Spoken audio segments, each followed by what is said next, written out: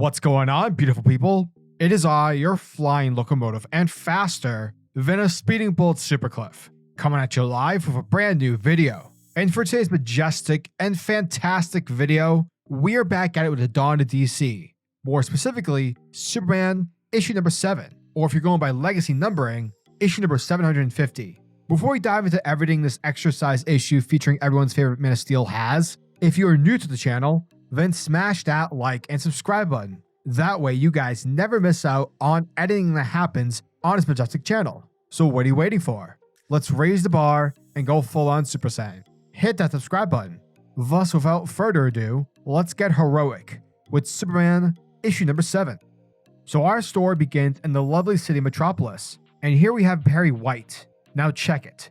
Perry is giving us an inner monologue about the first time he saw Superman. You see, back in the day, Perry would head up to the Daily Planet's rooftop to have himself a cigar break, as a way to, smoke away his frustrations. And though he saw Jimmy Olsen's pictures, he never actually gave a crap about them. Like, so what if this is Superman? I'm a cynical guy. However, it was on that day where he finally saw Superman in person, where he saw the hero flying by, and basically became one of those pivotal moments for Perry. For it's like seeing dinosaurs in real life. Sure, the idea sounds cool, but until you actually see it in person, your way thinking about life changes. The idea of hope and endless possibilities truly becomes something possible.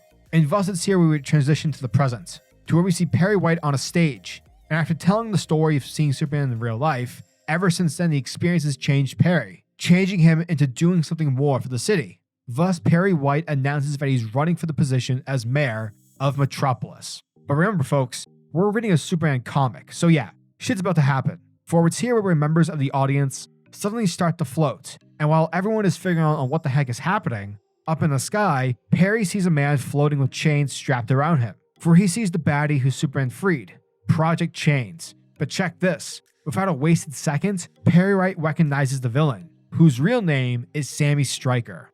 From there, the villain floats down towards Perry, and upon these two characters recognizing each other, Sammy demands to know where Lex Luthor is. However, before our red-headed baddie can get an answer, Sammy has met with the SupermanFamily, for they are here to deliver a smackdown. Meanwhile, deep beneath Stryker's island, we have the Man of Steel himself, who at the moment is trying his best to escape Sammy's chains. But seeing that his super strength isn't what's going to help, Superman relies on a different method, and from there, he begins to phase out like the Flash. Switching back to the fight, despite our hero's best intentions, unfortunately they're getting their butts kicked. Now Connor Kent attempts to land a blow, but Sammy is quick and is able to entrap Connor via his chains. But here's where it gets interesting. Upon doing so, Sammy begins to examine Connor and realizes that him and Superboy's powers are nearly identical. The only difference is that Connor's are limited whereas his are not.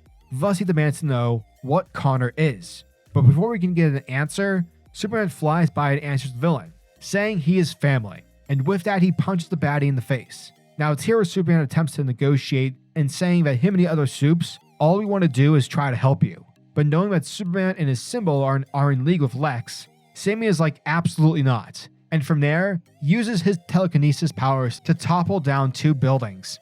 Now luckily our heroes are able to save the civilians within the buildings, but after doing so, Connor reveals that the chain-wielding supervillain doesn't possess telekinesis powers. Instead, he possesses tactile telekinesis, like himself. So yeah, talk about a holy shit moment. Because remember, Superboy came after the death of Superman, meaning that Sammy Stryker was given a similar power set years prior to Superman's arrival in Metropolis. Which begs the question, what was Lex doing back then, and how did he help create such a terrible supervillain? Meanwhile, Sammy is met with the series' main villains, Dr. Farm and Mr. Graft, and it looks like these two baddies are looking for a team-up session. Elsewhere in Metropolis' hospital, Lex Luthor, following his surgery, is determined to assist Superman with what's happening with regards to Project Chain's recent escape. But before Lex can make a move, Lois Lane shows up, and it doesn't take long for Lex to realize that she isn't here to see how he's doing.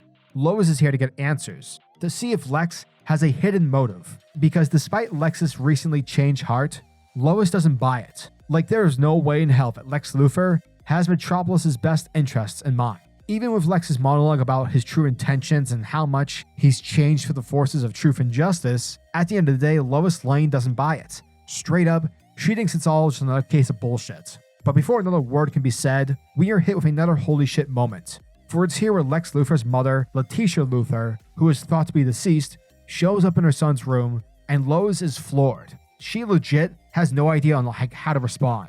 But wait, there's more, folks, because not only is Lex's mother here to visit her injured son, but so too is Lex's daughter, Lex's teenage daughter, Lex Luthor.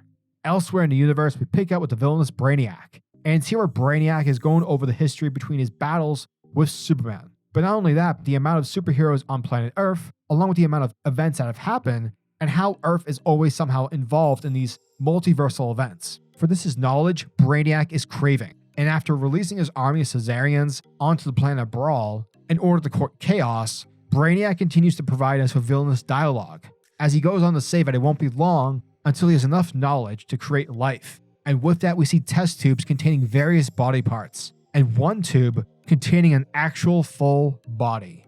And that, folks, was the end of Superman, issue number 7. And thank you guys for checking out my video, as it truly means the world to me.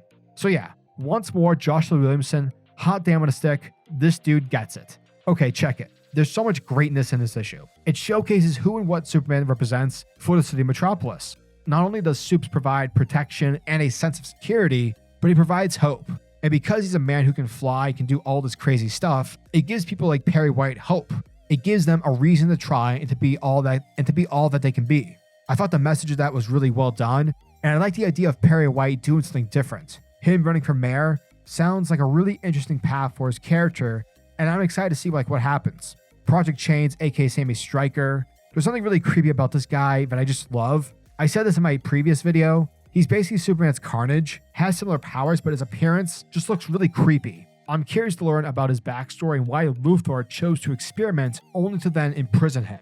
Lots of cool questions, and that little tease, the connection between Sammy and Connor, is really creepy, and it's fun stuff. Also, Lex having a secret family, his mom, and the reveal of his teenage daughter.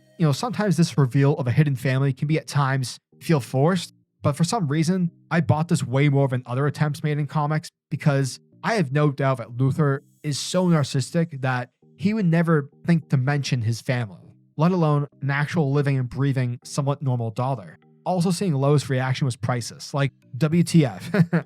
Great stuff.